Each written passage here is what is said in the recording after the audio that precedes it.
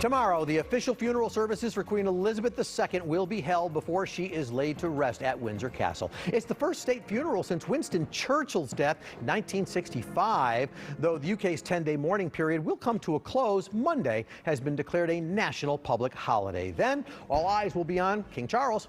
He's officially the King of England, tasked with carrying on his mother's legacy, at the same time carving out his own place in the monarchy. My guest this morning is Erin Delaney, professor of law at Northwestern's School of Law, with an appointment in the Department of Political Science as well. Professor, good to see you. Thanks for joining me. Thank you for having me. So the monarchy has no official power. Most people know that. The power is with Parliament and the Prime Minister. How difficult will it be or necessary for the Parliament to adjust to a new king? It will be an interesting process because although this is a new king, it is an old friend in Britain, right? Prince Charles is probably coming into the role as the most well-known monarch. He's had a lot of opinions over the years. In 2015, through their Freedom of Information Act they found 27 memos that he had written to people like Tony Blair and other ministers opining on all sorts of things. So let me ask, will that stop? Because you're right, he had a lot of opinions, but we never knew what the Queen's view was. I think one time it leaked out at Brexit time when she made a comment, they better know what they're doing.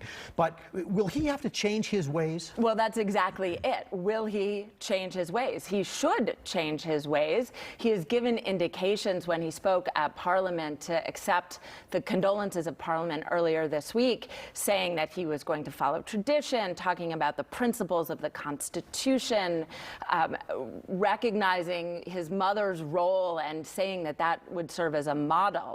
But it's different because we know what he thinks. So even if he's trying to be reserved, we know his views, particularly on big issues like climate change, the environment, and other topics. He's been very vocal. So we have a new king, they have a new king, and a new prime minister, Liz Truss. And one of the things, I think the British press is paying more attention to it than our press, but they've been spending a lot of time together in some of these trips. That's not cool, is it? Well, it's a fantastic question because it is unusual. So 48 hours, a new prime minister and a new king. It's a dramatic shift in Britain. And Liz Truss is the fourth Tory prime minister in 6 years. So she's coming into the role having won 57% of her election of only 140,000 people. Was it also true she wasn't a big supporter of the monarchy? And she spoke out against it as a young woman. But so she's coming in, she doesn't have a mandate. We know that King Charles's mandate from the people that's not where the crown gets its mandate either. So it's an unusual moment, and then they have been traveling together. So King Charles immediately went to Scotland last Monday, then to Northern Ireland on Tuesday, and then to Wales on Friday. She was with him. And she was with him. And the British press has sort of worked through this in a number of different ways. One side, they say he was in error. He's politicizing the monarchy by traveling with her. He shouldn't have allowed her to come with them. They are saying she is kowtowing to the monarchy and traveling around and trying to get political benefit out of this moment of great outpouring of sorrow for the Queen. Just to pick up on that a little bit, look, when Queen Elizabeth came in, she had Winston Churchill to guide her a little bit. So King Charles is probably going, I don't know, who's helping me? So is part of this, do you think, let's just get used to each other, we're on this journey together?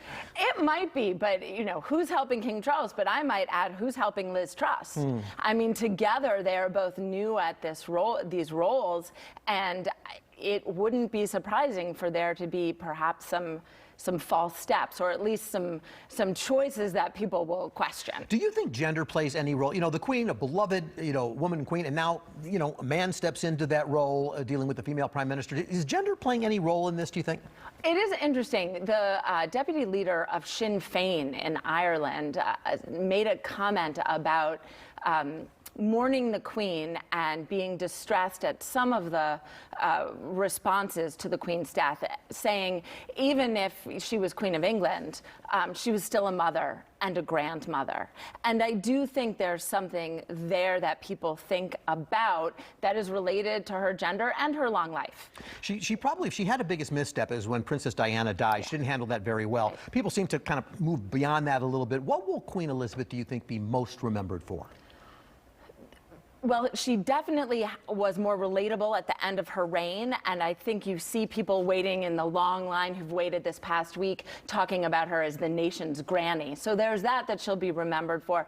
But I think she'll be remembered for having taken Britain from its role as an empire to being sort of just one of the family of nations in the world. And it's been a very difficult transition. She has been a leader of that in her role as head of the Commonwealth, and it will be interesting to see, and something we should watch carefully, about how King Charles III deals with the questions of the remaining 14 countries that have him as monarch. Like, what will happen on the geopolitical level? Certainly, it's a reign of great import. Thanks for being with me, Professor Erin Delaney from Northwestern Pritzker School of Law. I appreciate your time. Stay, we'll have some tea later.